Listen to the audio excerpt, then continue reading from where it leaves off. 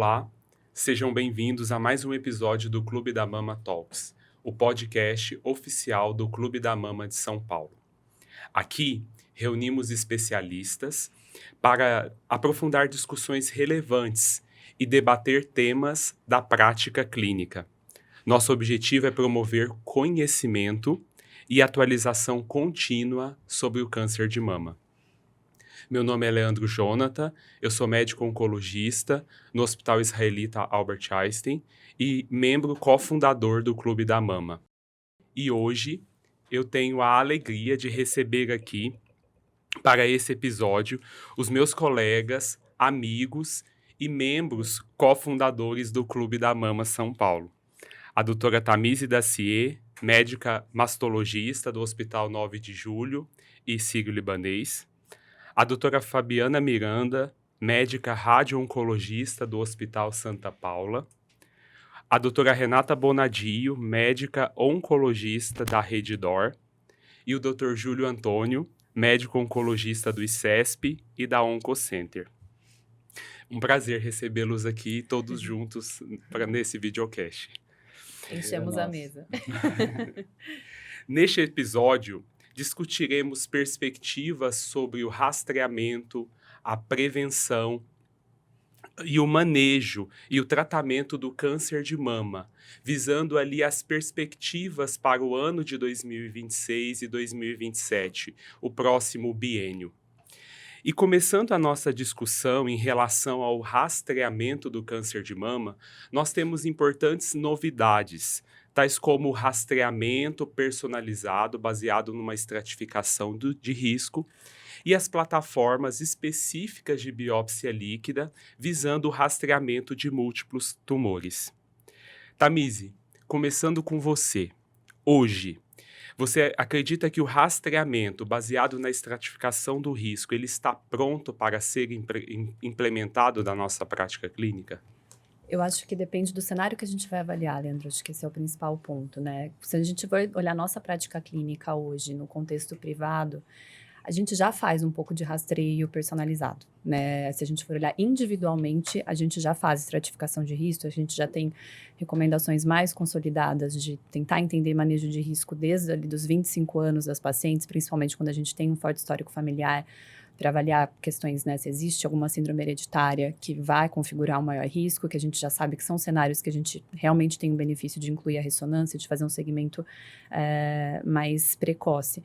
A grande questão, eu acho, é pensar em termos populacionais, que eu acho que esse é o grande problema que a gente tem. A gente teve os dados do ISDOL, né, que foi apresentado em San Antônio, em que eles tentaram fazer essa estratificação, que a princípio, né, foi realmente mais personalizada, mais populacional. Agora, o grande ponto é a gente entender isso para aplicar no nosso contexto Brasil, que a gente sabe que a gente vai ter uma dificuldade, talvez, tanto pensando em acesso a fazer um teste genético que seja, né, em termos no SUS, a gente ainda não tem disponível amplamente, tem em alguns cenários específicos, quanto também de fazer o próprio exame, né? Como a gente tem dificuldade de acesso à ressonância, é um exame de alto custo. Então, acho que, primeiro ponto, a gente tem que entender um pouco melhor essa questão de como aplicar isso em termos populacionais realmente. É claro que a gente tem evidências cada vez mais claras que, de certa forma, tem paciente que vai se beneficiar de intensificação de rastreio, talvez tenha paciente que a gente vai conseguir descalonar um pouco, né? Acho que fazer mamografia para todo mundo a partir dos 40 anos anualmente, como a gente faz hoje em dia, eu acho que não vai ser o que a gente vai fazer daqui a alguns anos, mas acho que hoje, nesse momento, em termos populacionais, ainda é o que a gente tem. Eu acho que a gente ainda está caminhando em função disso, principalmente pensando no contexto de saúde pública. Perfeito. Eu acredito que no contexto de saúde suplementar a gente já consegue fazer o escalonamento para Sim. algumas pacientes de E risco. não descalonamento, né? Agora, o descalonamento é o Ainda é grande difícil. desafio, tanto na Exato. saúde suplementar quanto na saúde pública. Exato. E com certeza tem o paciente que a gente não precisaria fazer mamografia todos os anos, já a partir dos 40 anos. Agora, o desafio é saber quem é essa paciente. Perfeito, perfeito. Outro dado muito aguardado para 2026 é um estudo, em termos de rastreamento, é um estudo britânico chamado NHS Gallery, que é um estudo que incluiu mais de 140, em torno de 140 mil pacientes de 50 a 77 anos e buscou avaliar a estratégia de rastreamento padrão versus a estratégia de rastreamento padrão com a inclusão de uma plataforma de biópsia líquida direcionada para rastreamento. O endpoint primário vai ser avaliar a redução de diagnóstico avançado de doença e uma segunda análise vai ser direcionada para impacto em mortalidade. Renata, baseado, né, nesses dados que são tão aguardados, né, e em estudos prévios, né, com essa mesma plataforma que já foram apresentados, com essas metodologias, o que nós podemos esperar do resultado do NHS Gallery e quais as perspectivas de implementação na sua percepção? Excelente, Leandro. Eu acho que esse é um tópico de muito interesse populacional, né? Além do câncer de mama, é para qualquer tipo de câncer. E a ideia é essa: será que a gente pode usar a biópsia líquida? E é melhor até a gente explicar, porque biópsia líquida são diferentes testes usados para diferentes objetivos. Perfeito. Aqui nesse caso, a biópsia líquida utilizada é o MCED, ou Multi-Cancer Early Detection, então detecção precoce multicâncer. É um teste que ele usa o cfDNA, DNA livre circulante, para tentar detectar precocemente o câncer, né? Então, a gente já tem alguns estudos, literatura mostrando um papel possível desse tipo de teste. Agora, na ESMO em 25, houve a apresentação do Pathfinder 2, um estudo grande, já incluindo 35 mil pacientes, e na análise preliminar na ESMO, o que eles mostraram é que esse teste ele foi capaz de diagnosticar cerca de metade dos tumores de forma precoce, estádio 1 a 2, e houve um incremento comparado com o que é o nosso rastreio convencional, mamografia, colono, ele detectou 7 vezes mais tumores. Então, são resultados já bastante, né, interessantes e promissores. E um outro aspecto importante, o valor preditivo positivo. Ou seja, se o resultado daquele teste é positivo, qual a chance daquela paciente de fato ter um câncer? E o valor preditivo positivo foi até maior do que exames como mamografia e colonoscopia. E acho que um outro aspecto muito importante, a detecção de tumores para os quais a gente não tem rastreio, né, convencional. Então, por exemplo, tumor de pâncreas, ovário, foram tumores que foram detectados por esse teste. Então, acho que é uma promessa grande. E aí, o NHS Gallery é o nome comercial desse teste. Então, esse estudo, como você falou, 140 mil pacientes, um estudo enorme, randomizado, acho que muito esperado para esclarecer se esse tipo de ferramenta pode sim ser incorporada como rastreio, né, aumentando a detecção de casos precoces e, com isso, também tendo um possível impacto em mortalidade por câncer. Então, vamos ver. É um dado muito, muito aguardado por toda a comunidade internacional, né? Então, temos muito em termos de rastreamento. E caminhando um pouco para o tratamento local do câncer de mama, nós temos visto muitas atualizações e publicações nesse cenário. E, Tamisi, um tema relevante, eu acho que particularmente no Brasil, né, no mundo todo, eu gostaria de ouvir a sua opinião, onde nós estamos no tratamento por crioablação do câncer de mama. Nós já estamos prontos com os dados que nós temos hoje para a implementação na prática clínica ou nós estaremos nos próximos 2 anos? Eu fico um pouco na dúvida, se eu vou explicar por quê. Eu acho que em alguns cenários sim, mas eu acho que vão ser cenários bem individuais. Na paciente realmente de extremo baixo risco, em que você não precisa da patologia para a decisão da adjuvância. Acho que esse que é o grande ponto, né? Quando você faz a crioablação, você não vai ter informação da patologia cirúrgica para que você tenha uma decisão do que você vai fazer depois de tratamento. Então, acho que tem que ser aquela paciente realmente de extremo baixo risco que você já tem ali a decisão, principalmente para vocês oncologistas clínicos e para a Fabi, né, radio-oncologista, que você não vai, por exemplo, né, mudar a estratégia da radioterapia, que você não vai mudar a estratégia do tratamento sistêmico, porque realmente a gente não vai ter essa informação. Então, com os dados que a gente já tem, né, são dados que mostram uma taxa de recidiva local baixa, com a crioablação e só tratamento com radioterapia depois local, mas para tumores, né, tumores T1, tumores com receptor hormonal positivo, HER2 negativo, de pacientes mais velhas.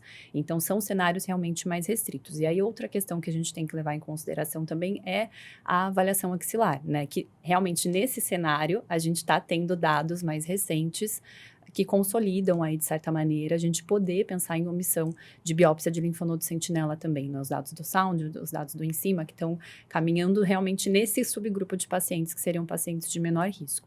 Aqui no Brasil, como você trouxe, né, a gente tem um estudo que está em recrutamento, teve uma análise inicial ali de poucos casos, mas agora está tendo um recrutamento que eles estão, a estimativa da amostra de 750 pacientes, então um estudo grande, que está sendo conduzido pela Vanessa, na Unifesp, e que a ideia é realmente fazer crioablação nesses cenários de menor risco. Eles até incluem um pouquinho diferente, porque eles vão incluir pacientes não só luminais, né, mas a ideia é pegar um subgrupo de pacientes que realmente se beneficiem de fazer a crioablação e não fazer a cirurgia. E no estudo aqui que está sendo conduzido, eles estão avaliando a omissão de biópsia de linfonodo sentinela também nesses cenários em que a axila é negativa no ultrassom, né, e que você consiga aí realmente omitir cirurgia, digamos, de uma maneira geral, né, porque acho que fazer crioablação no leito tumoral e fazer biópsia de linfonodo sentinela, você ainda vai estar, de certa maneira, fazendo cirurgia.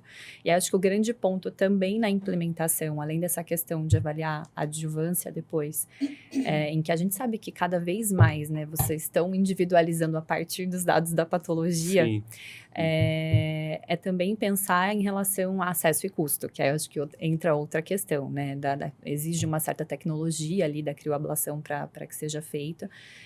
A taxa de complicação é muito pequena, né? Quando faz o congelamento, é mais quando são lesões muito próximas à pele, que você pode ali, de certa maneira, gerar uma área de necrose mais próxima de pele, e é um fator para excluir as pacientes quando for uma lesão muito próxima, mas acho que aí seria uma questão mais de acesso, treinamento de equipe, enfim, para que consiga realmente implementar. Mas acho que é isso, acho que vão ser para cenários mais restritos. Restritos, certo. Fabi, os estudos com os esquemas, né, de radioterapia, esquemas de ultra-hipofracionamento, eles estão cada vez mais sendo incorporados na nossa prática clínica. Eu gostaria de saber, hoje, para quais pacientes ainda não é o padrão essa indicação?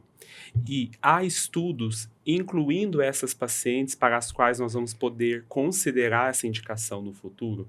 Perfeito. Esse é um ponto muito importante, né? Porque hoje o ultra-hipofracionamento, ele deixou de ser uma tendência, né? Ele já é uma realidade. Então, a gente consegue fazer esse esquema ultra-hipofracionado para a grande maioria das pacientes, né? Depois da publicação do estudo FAST, posteriormente do FAST-FORWARD. E hoje, assim, quais são as considerações que nós temos que levar em conta quando a gente avalia uma paciente, né? A maioria, né, da população desse estudo eram pacientes mais idosos, né, a grande maioria acima de 60 anos e com doença inicial, e que não tinham a necessidade de irradiar a drenagem linfática. Então, hoje, quando que a gente consegue indicar o ultra-hipofracionamento? Especialmente para pacientes acima de 60 anos, com doença inicial, e que não tem necessidade de irradiar ali a fossa supraclavicular, a cadeia mamária interna, a axila, enfim, são especialmente esses casos. Agora, pacientes jovens ou pacientes que fizeram reconstrução imediata, especialmente com prótese, nós ainda temos um pouco de cautela. Então, assim, não é proibitivo, muito pelo contrário, nós indicamos para várias pacientes jovens que também incluiu no estudo, porém uma porcentagem menor dessa população, e também até tinham pacientes que tinham reconstrução. Mas hoje existe uma cautela, tá? Especialmente essas pacientes jovens que ainda vão ter uma sobrevida muito ampla, né, com a série de tratamentos que nós temos, e especialmente as de doença inicial, nós ainda precisamos de dados mais robustos, de estudos que avaliem especialmente esse tipo de população. Existem, sim, estudos em andamento. Hoje, para a gente indicar um tratamento para uma paciente jovem, ou com reconstrução, ou que tenha que irradiar, por exemplo, a drenagem linfática, é recomendado que a gente faça uma personalização do tratamento, uma individualização, discussões em reuniões multidisciplinares, isso é extremamente importante. Então, hoje existem estudos italianos que já incluem tanto ali a cadeia de drenagem linfática no ultrahipofracionamento, como também o bucho concomitante. Tá? Mas a gente ainda precisa ter os dados desse estudo a longo prazo para a gente ter certeza de que o controle local é efetivo tanto quanto o padrão ouro, que hoje é 15 frações, né, que é o hipofracionamento moderado, não só o controle local, mas também a cosmese, né, e a toxicidade local, né, que está ali relacionado diretamente com a cosmese. Posso fazer uma provocação aqui? Só até puxando o gancho do que eu já tinha falado da parte anterior de crioablação e dos estudos que a gente tem em andamento aí, pensando, dos estudos que a gente, na verdade, já tem dados, né, que a gente está fazendo uma avaliação mais a longo prazo em relação a omitir a biópsia de linfonodo sentinela. Você acha que isso seria um ponto que atrapalharia essa decisão em relação a fazer uma radioterapia ultra hipofracionada?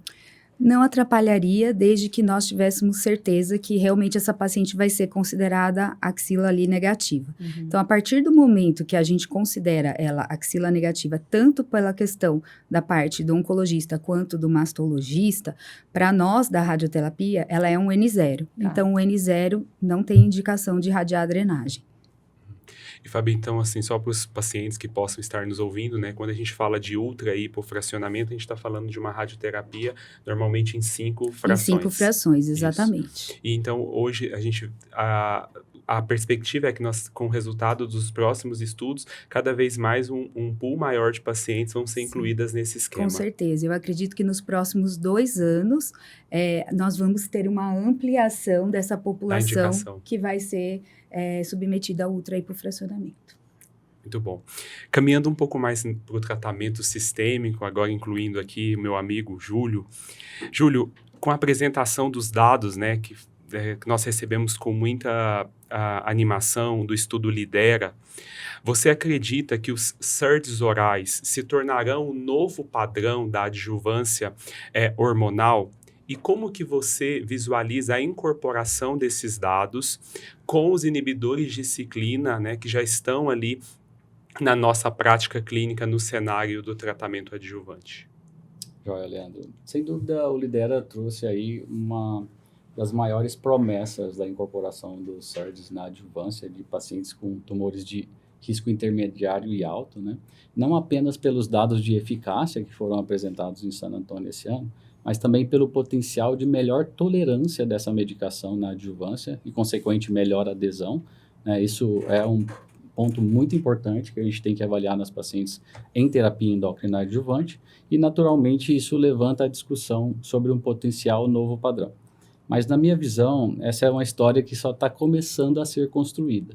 Existem vários estudos em andamento avaliando a incorporação desses SERDs orais após a exposição inicial à terapia endócrina padrão que a gente tem hoje, inclusive após a exposição aos inibidores de ciclina, como os estudos Cambria 1, o Ember 4, o Elacestranto. E além disso, a gente tem já estudos como o Cambria 2 avaliando a combinação de um SERD oral aos inibidores de ciclina. Então, esses dados devem ajudar a gente a entender qual é a paciente que vai precisar de um SERD na adjuvância e como a gente vai incorporar isso, né? Qual é a paciente que vai ter maior benefício.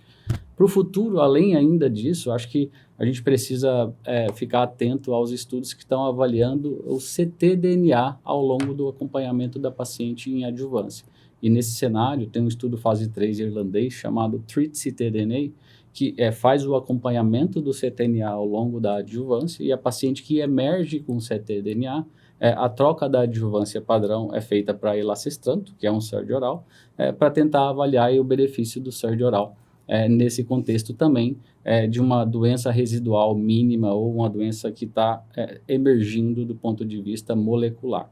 Então, acho que resumindo, na minha opinião, os SERDs eles não vão substituir inteiramente a terapia endócrina padrão que a gente tem hoje, mas vai ser aí uma adjuvância cada vez mais progressiva e seletiva. A gente vai conseguir selecionar melhor quem são os pacientes que de fato vão precisar de um SERD, ou de inibidor de ciclina, ou da combinação dos dois, ou quem é a paciente que vai ficar curada apenas com a terapia endócrina padrão que a gente tem. Muito interessante. E esse dado do ctDNA também pode ser um caminho de personalização baseado em risco, né? Exato. Entender que nem todas precisarão de tudo, mas algumas precisarão de muito mais, né? Um caminho até para a equidade no Exato. acesso. Muito bom. E, Fabi, dentro desse cenário, né, do tratamento do câncer de mama receptor hormonal positivo, em alguns cenários, hoje nós já temos a discussão da omissão da radioterapia adjuvante. Você acredita que essas indicações de omissão de radioterapia adjuvante dentro da doença hormonal positiva, elas, com os novos estudos, elas poderão ser ampliadas? Essa é uma discussão, Leandro, que vem ganhando bastante força, né, nos últimos tempos. A omissão da rádio, o descalonamento de radioterapia nessas pacientes que têm câncer de mama. Então, hoje, a gente já consegue discutir isso, especialmente em tumor boards. Quem são essas pacientes especificamente, né? Então, a gente tem um grupo de pacientes, muitas vezes luminal A, essas pacientes que têm receptor hormonal positivo, que são idosas, que têm tumores extremamente iniciais, tumores de baixo grau, que foram bem operadas, com margens livres, que não têm linfonodos positivos, né? E nesse caso, né, pacientes que fizeram a biópsia do linfonodo sentinela. Para esses casos, nós temos o estudo do CALGB, o estudo do PRIME2, que foram estudos que viram que omitir a radioterapia nessas pacientes não aumentava o ganho de sobrevida. Então, sim, é possível emitir, porém, a gente sabe que nesses estudos nós temos ali um ganho, incremento ali na recorrência local, né? Então, no controle local. Então, tudo isso tem que ser avaliado com cautela, com individualização. E hoje, eu acho que assim, o grande salto conceitual seriam realmente assim os testes genéticos, né? Então, hoje, o que a gente tem na radioterapia? Hoje, as assinaturas genômicas, a gente não está autorizado a usar um resultado, por exemplo, do Oncotype para contraindicar uma rádio. Né? Se for uma paciente de baixíssimo risco, hoje a gente ainda não tem nível de evidência, nível de evidência, assim, e no auge para falar, não, hoje eu não vou indicar radioterapia para essa paciente por ela ter fatores de baixo risco, né? A gente tem até algumas subanálises, né, desses trabalhos, né, de assinatura, mas a gente ainda não consegue contraindicar a rádio só baseado no risco biológico. Tá? Então, eu acredito ainda, nós temos alguns trabalhos em andamento, muitos, e que incluem a avaliação da radioterapia adjuvante nessas pacientes. Por exemplo, o Lumina é um trabalho que avalia a parte da rádio, mas ainda nada fechado que nós podemos falar, não, nós não vamos indicar baseado só nessa questão genômica, né? Então, eu acredito que no futuro, mas não nos próximos 2 anos, a gente vai omitir muito mais radioterapia, né, especialmente baseado nesses dados moleculares e biológicos, e não só nos dados que a gente avalia, especialmente do anatomopatológico da cirurgia. Uhum. Perfeito, perfeito. E caminhando dentro da doença a receptor hormonal positivo, no cenário de doença metastática, hoje, nosso grande desafio é no tratamento de segunda linha. O que fazer após progressão aos inibidores de ciclina? Mas eu acho que esse tema é bem atual. Eu quero falar sobre perspectiva. Um podcast específico para ele. Eu quero falar um tema sobre perspectiva, Júlio.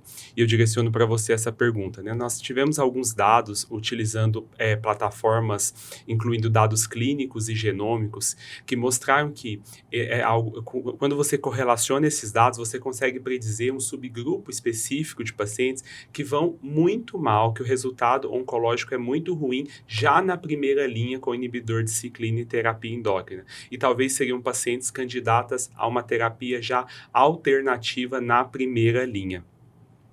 E você acredita que esses dados moleculares, em perspectiva, eles poderão mudar a nossa prática clínica já no cenário de primeira linha, num futuro próximo? Sem dúvida, né? Acho que essa é uma das perguntas centrais que emergem aí à medida que a gente evolui com o uso dos inibidores de ciclina na primeira linha, que sem dúvida nenhuma mudou completamente o cenário do tratamento das pacientes. Mas a minha visão é que no futuro a gente não vai abandonar completamente o inibidor de ciclina, mas sim caminhar para uma decisão mais personalizada, baseada aí numa plataforma genômica em que a gente estratifica diferentes populações que vão beneficiar de diferentes tratamentos.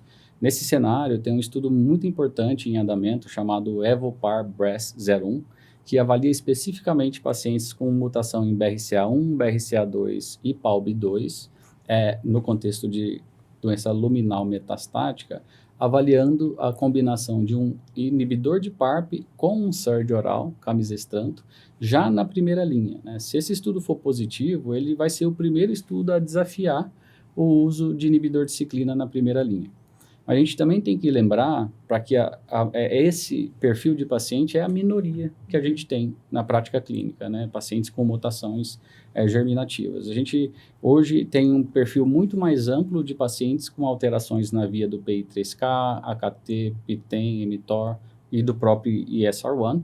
E a gente já está vendo esses estudos serem desenhados, inclusive o INAVO 120 acabou de ser apresentado recentemente, mostrando que a combinação tríplice de inibidor de ciclina, inibidor de PI3K e fulvestrant já tem um ganho, inclusive, de sobrevida global na primeira linha para aquelas pacientes que progridem a terapia endócrina na adjuvância, ou seja, aquelas pacientes com resistência endócrina primária.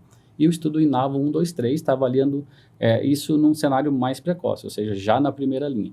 Então, personalizando ainda mais já o primeiro momento ali do tratamento.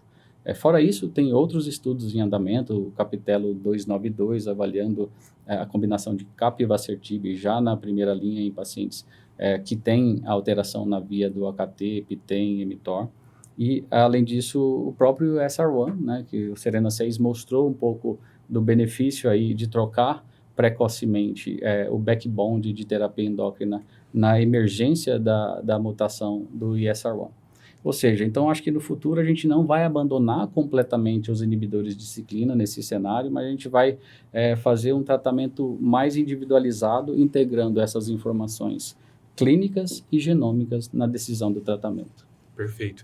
E só um adendo, a sua explicação foi muito perfeita e completa, e talvez vai ter um subgrupo, não é, Júlio, que a gente vai entender que não é nenhuma terapia-alvo, nem terapia hormonal, talvez um subgrupo de pacientes já é uma paciente mais candidata a uma terapia citotóxica na primeira linha, e aí talvez nós vamos trazer os ADCs de forma mais precoce para esse subgrupo de maior alto risco. Sem dúvida. Isso, inclusive, foi avaliado no próprio DB06, né, que é o estudo que avaliou o TDXD na progressão após inibidor de ciclina, mas tem um subgrupo de pacientes do DB06 que eram aquelas pacientes que progrediram rapidamente já nos primeiros 2 anos de adjuvância, né?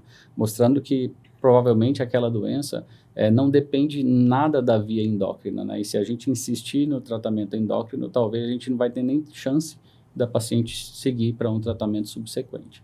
Então, acho que esse perfil de paciente é importante também, e claro, os ADCs trazem esse conforto da gente poder ter tratamentos para esse subgrupo de pacientes tão agressivo.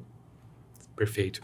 Como citado pelo Júlio, Renata, nós já tivemos até um videocast para discutir especificamente dados do SERENA-6, do estudo Padawan, que traz esse conceito do monitoramento molecular da doença, acompanhar a doença do ponto de vista molecular com biópsia líquida seriada, né? Então, a gente tem esse conceito, mas a gente tem conceitos mais amplos hoje, monitoramento molecular de recidiva, então acompanhar a paciente em adjuvância para tentar detectar precocemente sinais de recidiva molecular, acompanhar resposta ao tratamento por biópsia líquida seriada, avaliando ali a dinâmica da fração tumoral, da frequência alélica.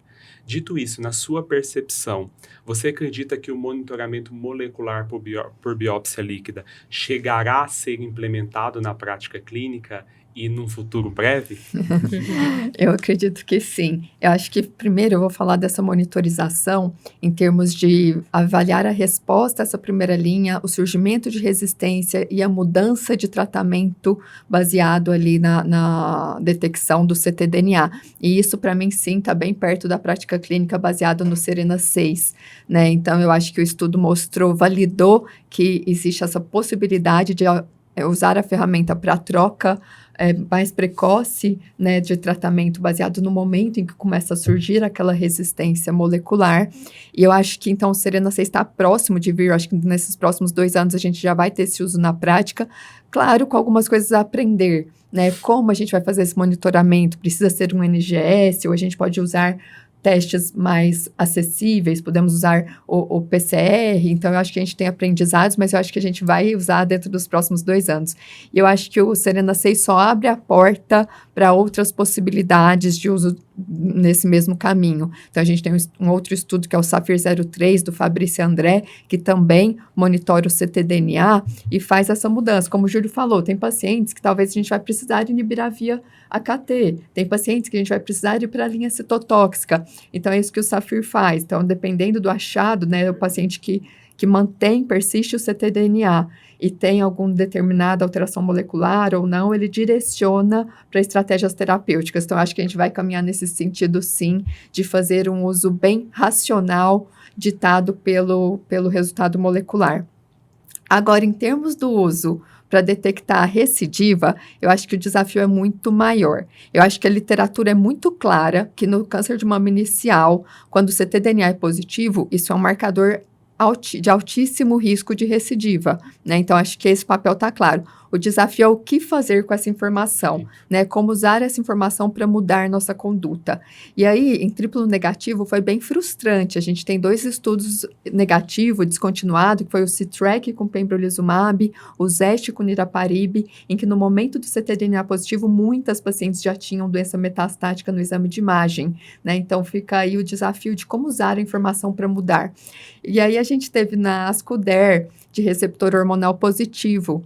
Em receptor hormonal positivo, teve uma proporção menor de pacientes que já tinham doença metastática, era cerca de 27% de doença metastática no ctDNA positivo. E as pacientes que trocaram a adjuvância baseado nisso, nesse momento inicial, ainda não, era resultado preliminar, a gente ainda precisa do resultado mais robusto a longo prazo, mas essas pacientes pareceram ter melhor negativação de ctDNA. Então, talvez receptor hormonal positivo tenha um caminho. Eu acho que o desafio, Leandro, é a gente ter testes bem acurados e descobrir também o momento exato. Talvez no triplo negativo não seja na pós-cirurgia. Talvez a gente tenha que usar essa informação mais cedo, durante neoadjuvância, para mudar o tratamento no momento adequado.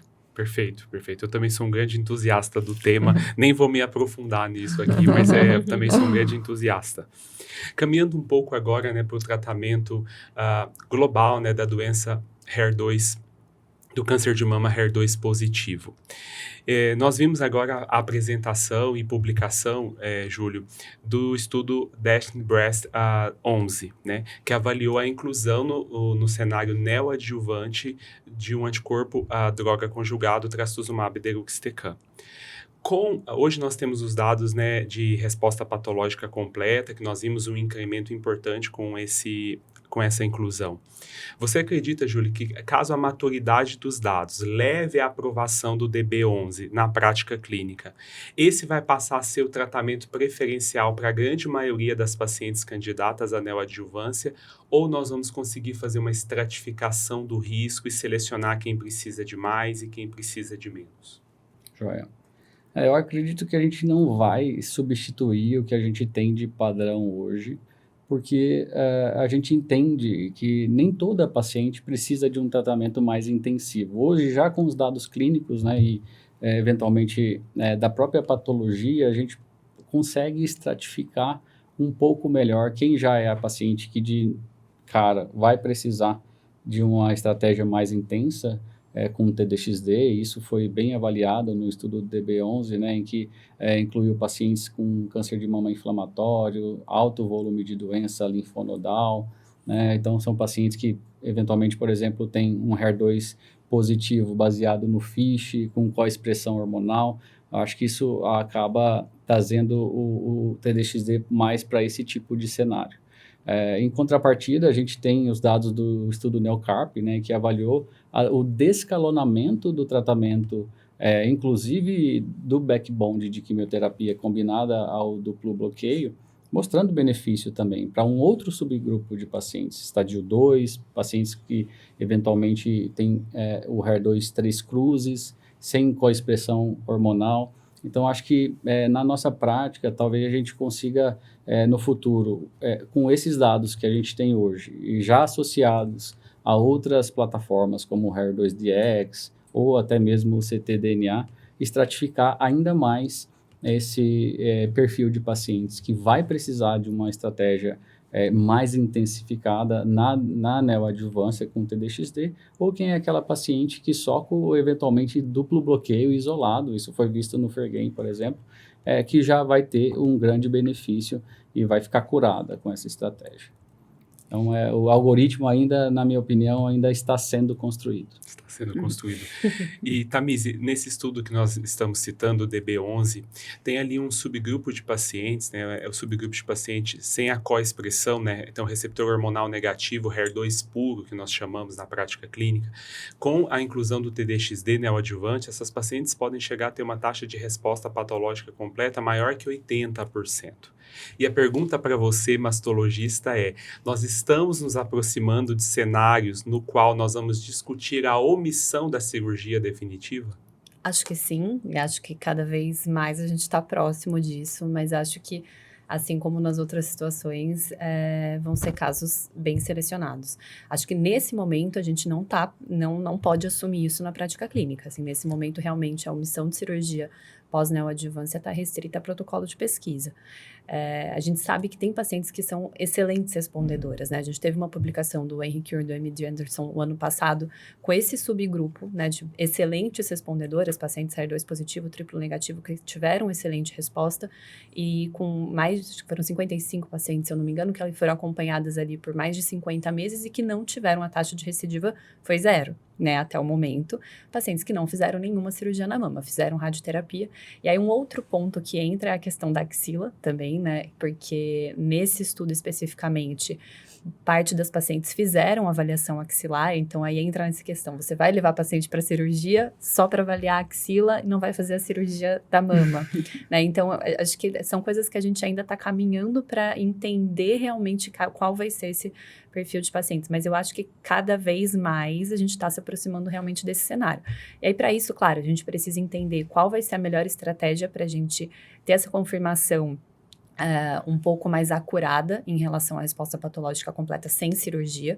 A gente teve alguns estudos pilotos tentando avaliar isso e que tiveram resultados negativos. Não foram estudos que trouxeram para a gente uma perspectiva já tão clara de como avaliar, né? Avaliando ali com ressonância ou com biópsia. O estudo do Henry Cure especificamente, eles utilizam a ressonância para controle de resposta e fazem sempre biópsia a vácuo e várias, né? Eles usam uma agulha mais calibrosa e várias biópsias, de fato, para você tirar uma boa amostra. Então, acaba sendo quase que uma excisão cirúrgica a vácuo ali, para que você tenha essa tranquilidade em relação à avaliação da resposta, né, para não fazer a cirurgia.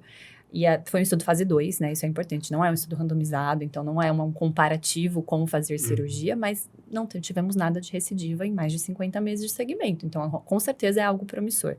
A gente tem outros estudos nesse cenário que estão em andamento também, tem um estudo japonês especificamente para tumores HER2, e tem o Optimis, que é um outro estudo para triplo negativo e HER2, e que eles estão avaliando omitir a cirurgia da axila também, que aí acho que é mais interessante. Mas são estudos em andamento, todos fase 2. Então, a gente ainda não vai ter, mesmo quando a gente tem essa resposta, não vai ser uma resposta com um estudo randomizado fase 3, né, grande aí, volumoso, mas eu acho que talvez a gente vá conseguir individualizar melhor, inclusive com uma melhora das técnicas em relação a exames de imagem, também com biópsia líquida, enfim, eu acho que vai ter outras coisas que vão surgir para dar mais segurança para a gente em omitir a cirurgia também. Possivelmente vai ser um combo, né, de avaliação. Exato. E aí entra toda a questão, né, também, que eu falei lá da crioablação, que nesse cenário também entra, né, do quanto isso vai impactar para vocês na decisão da adjuvância, que a gente sabe que HER2 positivo e triplo negativo com doença residual tem um impacto importante em decidir a adjuvância. Exatamente. Então, acho que vai ser uma decisão que realmente vai depender, acho que não só desses estudos, mas eu acho que de tudo que vem surgindo aí em relação a acompanhamento de doença residual e tudo mais. Perfeito. Acho que do ponto de vista de qualidade de vida para as pacientes, né, se a gente está pensando em omitir a cirurgia para minimizar aí o desconforto da paciente, mas para a gente abdicar da cirurgia, ter que fazer várias biópsias, Sim, muitas pacientes reclamam mais da própria Concordo. biópsia do que da cirurgia. Hoje, na prática clínica, né, as pacientes sempre falam, nossa, a biópsia foi muito mais dolorida, foi muito mais impactante do que a própria cirurgia. Eu preferia fazer muito mais a cirurgia do que a biópsia. E o Para nós da rádio. E o elas o reclamam. protocolo de segmento também é importante, né? Porque É. como você vai seguir essa paciente que não operou? Você vai ter que ter seguir com ressonância, enfim. Qual é o custo disso também? Sabendo que a cirurgia, se a gente...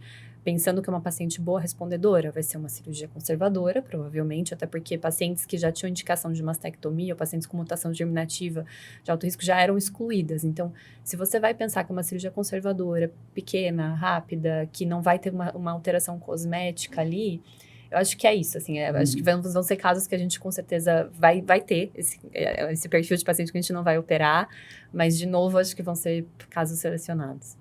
Sim.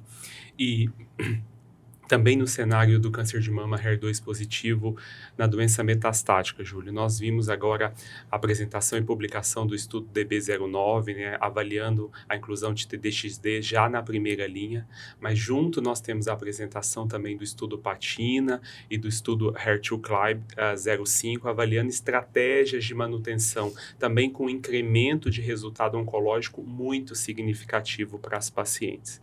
E a gente tem um estudo de fase 2, o DIMITR, que está avaliando também, já no cenário de TDXD na primeira linha, seguir com o tratamento de indução e depois caminhar para uma manutenção. Você acha que caso esse estudo, o DIMITR, mesmo sendo um fase 2, ele traga resultados promissores, nós vamos incorporar essa estratégia de manutenção na prática clínica? Essa é uma dúvida real que eu tenho na prática clínica de verdade, né? Porque, como você falou, o PATINA, o HER2-CLIMB, né? HER2-CLIMB-05, eles avaliaram as pacientes que fizeram um tratamento padrão aos moldes do que a gente tinha até então, antes do DB09, com o Cleópatra, né? O PATINA, ele trouxe para a gente aí a clareza do quão é importante a gente bloquear de forma mais efetiva a via hormonal no tumor triplo positivo, inclusive com ganhos em diminuição de progressão em sistema nervoso central. Essa foi a apresentação em San Antônio agora. O HER2-CLIMB-05, ele explora mais a via do HER2, tanto nas pacientes com co-expressão de hormônio, como também nas pacientes HER2 três cruzes, incluindo aí um grupo maior de pacientes, né? Se eu pudesse hoje pensar num algoritmo antes do DB09, em pacientes que fizeram uso do Cleópatra na primeira linha, a manutenção seria, para pacientes com tumor com co-expressão hormonal, a manutenção da terapia endócrina com palbociclib, e para as pacientes sem co-expressão hormonal, talvez o tucatinib entrasse aí como uma das estratégias de preferência. Agora, a dúvida maior vai ser quando realmente o DIMITR vir positivo. Será que a potência do TDXD na indução vai ser o suficiente para eliminar a maioria daquela heterogeneidade tumoral e a gente não necessariamente precisar de uma manutenção mais personalizada, só a manutenção com duplo bloqueio, como é o caso do DIMITR, será suficiente? Acho que talvez a gente tenha que ter outros estudos fazendo essa combinação do pós-TDXD com a incorporação aí, dessa estratégia de manutenção. Hoje, na prática, pensando numa paciente que faz deruxtecan na primeira linha em combinação com pertuzumab, que é o braço que foi apresentado do DB09, né, a gente tem que pensar um pouco na tolerância, né? O DB09, ele não pensou na estratégia de manutenção, ele fez deruxtecan com pertuzumab contínuo, até a progressão, né? Eu acho que a gente tem que pensar muito em questão da tolerância que as pacientes têm a essa combinação, né? Se for uma paciente que está tolerando muito bem o esquema, talvez a gente consiga manter e sem usar essas estratégias de manutenção. Mas na prática, se hoje a gente tem uma paciente que é elegível ao DB09 e ela está com uma tolerância não muito adequada a esse esquema, talvez a gente possa prescindir do deruxtecan com pertuzumab e ir para uma estratégia de manutenção, aí a depender da co-expressão hormonal com o palbo e terapia endócrina, e para paciente que não tem co-expressão hormonal, os dados do HER2-CLIMB-05 mostrando que o tucatinib pode ir muito bem nesse cenário. Mas, de novo, a gente não tem nenhum estudo que corrobora essa estratégia, né? Tudo achismo a princípio, né? Sim. Então, acho que para trazer essa atuação para a prática clínica, a gente tem que ter estudos mais focados. E eu acho que também, acho que um ponto importante da gente pontuar é como essa perspectiva, acho que o Patina nos abriu um caminho da importância de, na paciente com a coexpressão hormonal, a gente fazer uma endocrinoterapia otimizada, Sim. né? Foi bem surpreendente ali o resultado do Patina.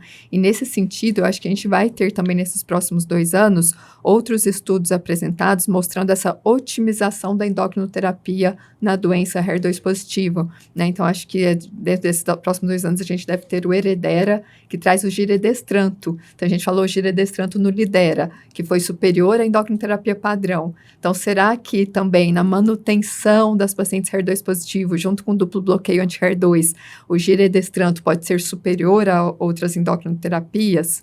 Outro estudo nessa mesma linha é o INAVO122, para paciente PIK3CA mutada, adicionar o Inavolisib ao duplo bloqueio, né? Então, acho que vai vir uma onda de maior otimização do uso de endocrinoterapia junto com a terapia anti-HER2 nos casos de coexpressão.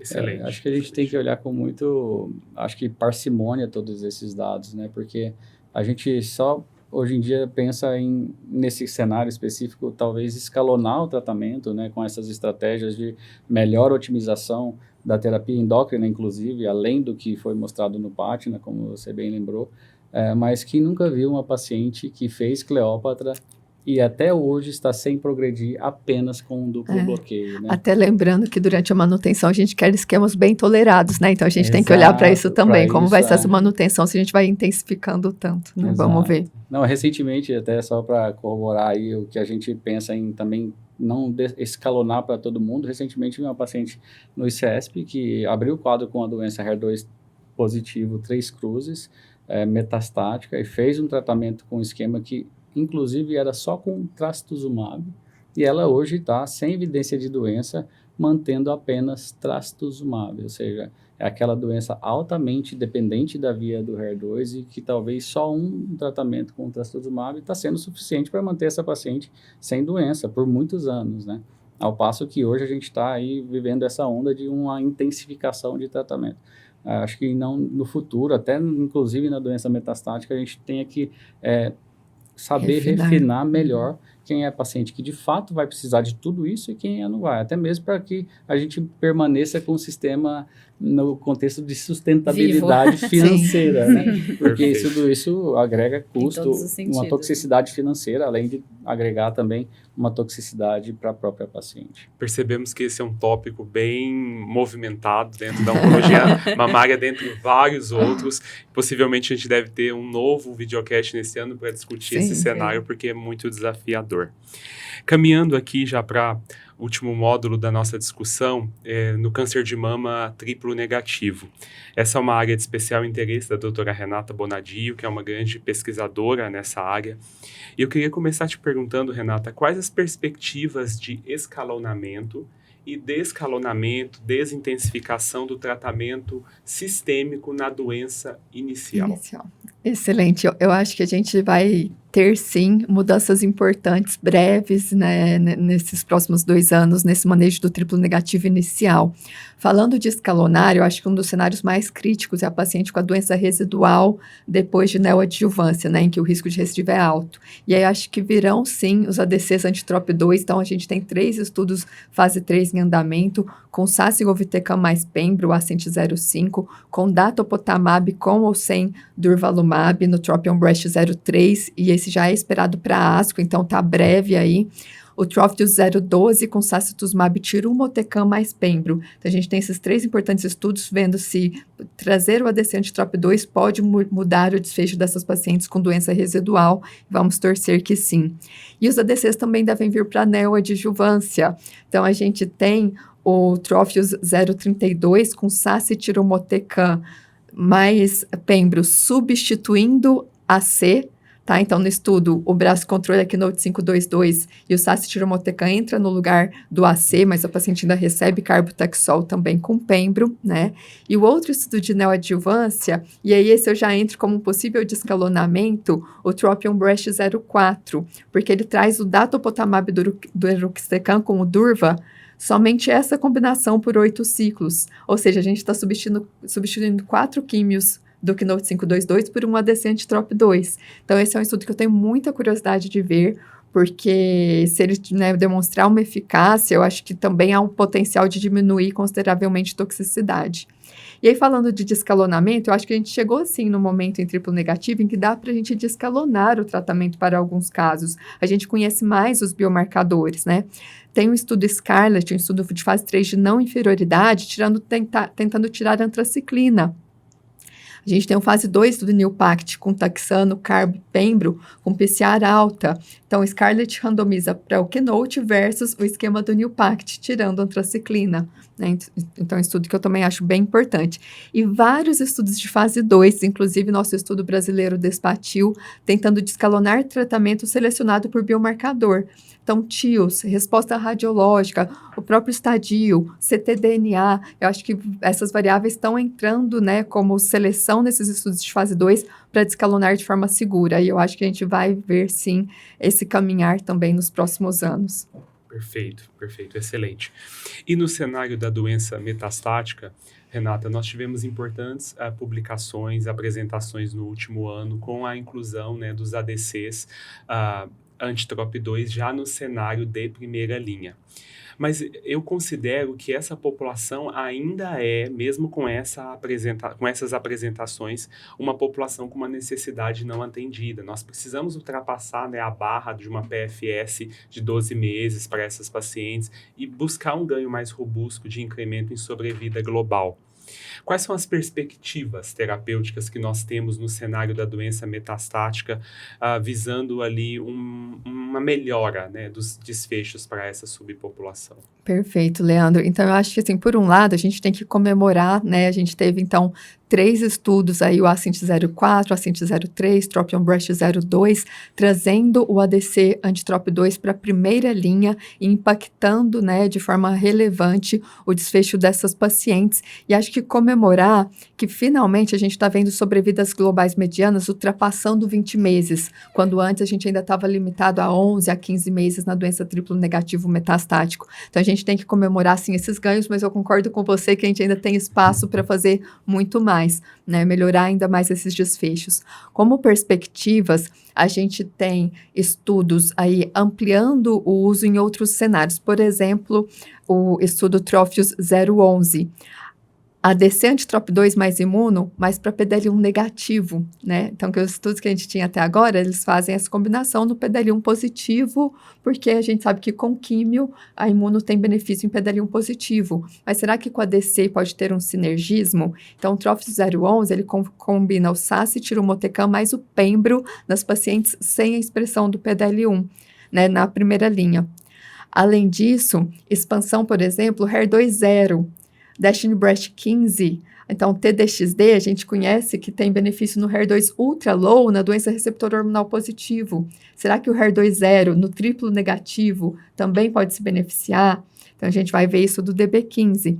E tem também novos ADCs vindo. Tem um estudo aberto, incluindo recrutamento aqui no Brasil, que é o Isabright Breast 01, que traz para a primeira linha um ADC bispecífico. Ele tem como alvo EGFR e HER3, associado com payload de inibidor de topoisomerase 1. Né? Então, será que novos ADCs também podem ser um caminho para a gente melhorar esses desfechos? E, além disso, novas imunoterapias também. Então, a gente tem como imuno agora ADCs bispecíficos também, que tem como alvo PDL1 e também como alvo angiogênese, VEGF, né? Então, a gente tem estudo, eu vou falar os apelidos das drogas, que é o Isabrain, tem o Emily, que é um desses, que traz...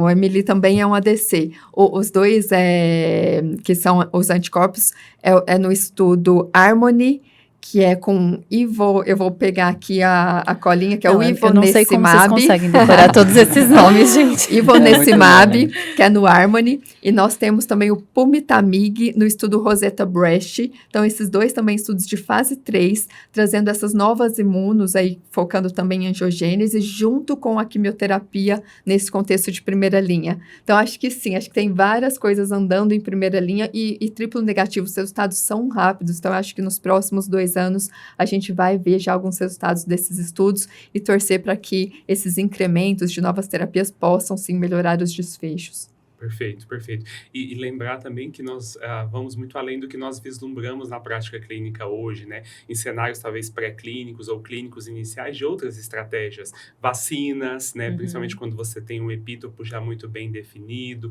CAR T-cells em tumores sólidos. Então, assim, quando a gente vê uma população com uma necessidade não atendida, a gente lembra que tem muita coisa para chegar, né? E é com essa expectativa que a gente está fazendo esse videocast. Fabi, gostaria de fazer a última pergunta para você, e esse é um cenário de muito interesse pessoal da minha prática clínica, né? Pacientes com mutações, variantes patogênicas em BRCA1 e BRCA2, a gente sempre vai ter que discutir com essas pacientes cirurgias preventivas redutoras de risco, né? Para as mamas e também para os ovários. Mas aqui vamos focar na parte da cirurgia mamária. Há espaço hoje, com os dados que nós temos, de, ao invés de fazermos a cirurgia, fazermos uma radioterapia preventiva? E há algum estudo avaliando isso com mais detalhes?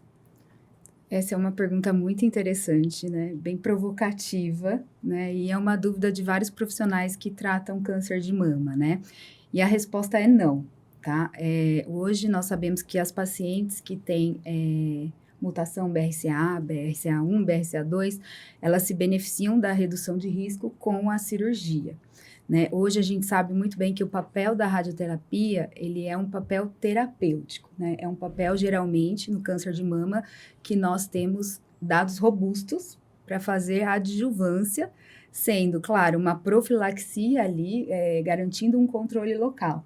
Porém, a gente ainda não tem dados, a gente tem estudos, sim, que avaliam isso, mas esses estudos ainda não são positivos, são estudos negativos e que não invalidam a cirurgia, tá? Então, assim, seriam casos extremamente selecionados e hoje eu acho que vale a gente citar também que é muito importante avaliar, essas pacientes são muito jovens, né? Então, a maioria das pacientes, às vezes, que a gente diagnostica com a mutação, né, a variante BRCA1, BRCA2, são pacientes jovens com uma expectativa de vida muito longa. Expor a paciente a uma radioterapia, você tem um risco baixo, mas é um risco que existe, da gente expor ela a toxicidades futuras, em 10, 20 anos, né? Então, se pegar uma paciente jovem, que daqui 20 anos ela ainda vai ser jovem, né? Então, você tem um risco de toxicidade cardíaca, né? E até mesmo um risco de ter um segundo tumor primário ali na mama, né? Ou até mesmo um sarcoma. O risco é baixo, né? É bom deixar isso claro, mas é um risco que existe e é um risco que essa paciente provavelmente não teria se ela for submetida a uma cirurgia profilática, tá? Então, a resposta é não, e ainda acho que não estamos caminhando para substituir a cirurgia pela radioterapia profilática. Posso fazer uma provocação Claro. de novo, rápida aqui? Sim. Acho que tem bastante dado de Israel, né? Acho que tem mais estudos israelenses nesse sentido.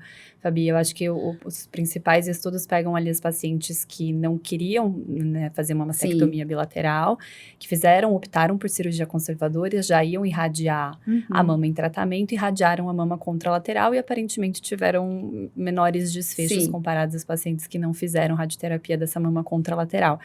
Esse cenário especificamente, assim, de uma paciente que às vezes tem uma resistência a fazer a mastectomia e que já vai fazer uma radioterapia terapêutica, você acha que seria um cenário possível na prática? Eu acho que é o único cenário possível, a recusa da cirurgia pela paciente, ou alguma condição de saúde que inviabilize ela de ser operada, enfim. Seria somente isso. E ainda isso tem que ser extremamente muito bem discutido com a paciente e com toda a equipe. Tá? Porque a gente ainda não tem dados assim que a gente pode afirmar com certeza que a radioterapia vai ser igual ou melhor que a cirurgia na redução de risco. E só trazendo um pouquinho o lado cirúrgico, para a gente operar uma paciente irradiada é bem mais difícil. Principalmente pensando na reconstrução, né? A gente tem uma taxa de complicação que é maior cicatrização é também. pior, com certeza. É tudo mais complicado. E agora, para a gente concluir, fugindo do roteiro, agora bem espontâneo, eu gostaria que cada uma, de forma bem objetiva ali, e o que realmente, qual é a sua principal perspectiva dentro da oncologia mamária, né? Tá. Eu vou começar, eu quero dizer assim, que a minha principal perspectiva seria a gente caminhar para uma personalização do cuidado e uma maior equidade no acesso, sabe? Que a gente, principalmente num país como o Brasil, essas são as duas perspectivas clínicas. E uma terceira perspectiva pessoal e como grupo é que nós, Clube da Mama, sigamos fazendo uma ciência independente, multidisciplinar, para colegas médicos, para a equipe multiprofissional e para os pacientes. E aqui eu gostaria de agradecer imensamente vocês por essa parceria, porque eu aprendo diariamente com vocês, não só oncologia e ciência, mas também diversos aspectos de vida e de ser profissional. Muito obrigado. Excelente. O Leandro sempre começando, deixando a gente depois na dificuldade para continuar. Mas eu já vou pegar o gancho aqui para... Mas eu acho que o primeiro ponto que você trouxe para mim, eu acho que é o principal ponto dentro da oncologia, é a gente personalizar tratamento. Acho que não tem como mais a gente seguir receita de bolo e não pensar individualmente e trazer os dados para a paciente e colocar a paciente nessa discussão com a gente também, que eu acho que esse é outro ponto que a gente acabou não falando porque a gente trouxe mais dados clínicos, mas que eu acho que cada vez está mais presente, né? A paciente, ela está mais interessada em saber, ela está buscando mais informação, a gente tem acesso muito mais fácil por rede social, e a gente faz esse trabalho com o Clube da Mama, por exemplo. Então, a paciente, ela tem o direito de entender, e é nosso papel como médico informar e colocar ela nessa decisão junto com a gente também. Então, acho que, na minha visão, acho que vai muito nesses dois pontos, e agradecer aqui, principalmente ao Leandro que juntou a gente, mas a todos vocês, porque de fato a gente aprende muito todos os dias. Legal, vou na sequência aqui então do carrossel aqui. Para mim, eu acho que de fato a perspectiva no futuro é que a gente vai ter que gravar vários outros podcasts, porque tudo isso que a gente falou aqui, inclusive do que vai mudar nos próximos 2 anos, ou até um pouco mais, ainda vai ser algo que pode mudar. Ou seja, é de novo uma história em construção e que retrata o quanto é importante isso que a gente está fazendo aqui, e ressalta aí o grande, eu diria, diferencial que nós como grupo temos de fazer uma ciência independente, como você falou, discutindo e colocando em perspectiva os dados que a gente tem para utilizar hoje com as questões da própria paciente e de acesso, que é algo que, de fato, limita muito o que a gente consegue transpor dos estudos para a prática clínica. Sem dúvida nenhuma, é algo que vai com certeza balizar aí as nossas condutas no futuro. E sem dúvida, hoje, quando me perguntam qual é a minha função, né, eu sempre falo que a primeira delas é ser um membro do Clube da Mama, porque sem dúvida nenhuma é a que me dá mais prazer e alegria de trabalhar junto com vocês, focados muito na ciência, em trazer informações importantes, mas principalmente na amizade que a gente tem entre a gente. Isso, sem dúvida, é o que a gente vai perdurar aí por longos períodos e muitos anos, se Deus quiser. Excelente. Então, eu acho que a gente tem muitas boas perspectivas pela frente. Acho que a gente vai ter, sim, novas ferramentas em termos de testes, vai ter, sim, novas drogas chegando e possivelmente mudando prognósticos, especialmente cenários tão dramáticos como triplo negativo metastático. Então, acho que, para mim, essa é uma perspectiva grande, mas eu acho que um ponto muito importante, como vocês falaram, é a questão de personalização, e eu acho que agora os fluxogramas de tratamento, com as diferentes opções que a gente surge, falando de escalonar e descalonar, eu acho que os fluxogramas terapêuticos, eles vão ter cada vez mais que se ramificar, não é um fluxo único para cada paciente, esses fluxogramas têm que incorporar diferentes variáveis e ramificar, selecionar adequadamente a estratégia para cada caso. Isso, para mim, é uma aposta grande também para esses próximos anos, e eu espero que a gente tenha muita coisa boa para trazer, discutir e aprofundar aqui no Clube da Mama. Bom, só sobrou eu, né?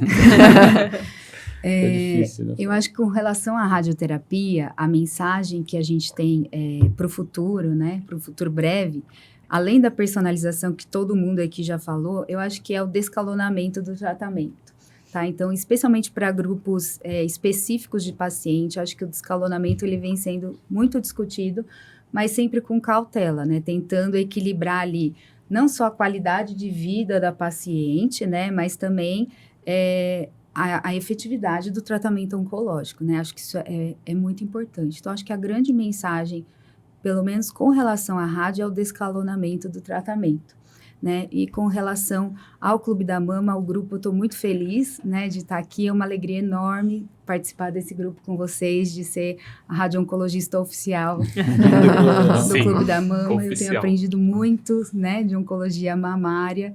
E estou muito, muito, muito satisfeita e muito agradecida por estar dentro desse grupo. Excelente. Então, nós agradecemos. Obrigado por ouvirem o Clube da Mama Talks, o videocast oficial do Clube da Mama de São Paulo. Lembramos que esse videocast, esse podcast não substitui a consulta médica, e inclusive ele pode incluir opções terapêuticas ainda não aprovadas no Brasil. Fiquem ligados nos canais do Clube da Mama de São Paulo, no YouTube, no Spotify, no Instagram. Em breve voltaremos com mais discussões e oportunidades. Até a próxima.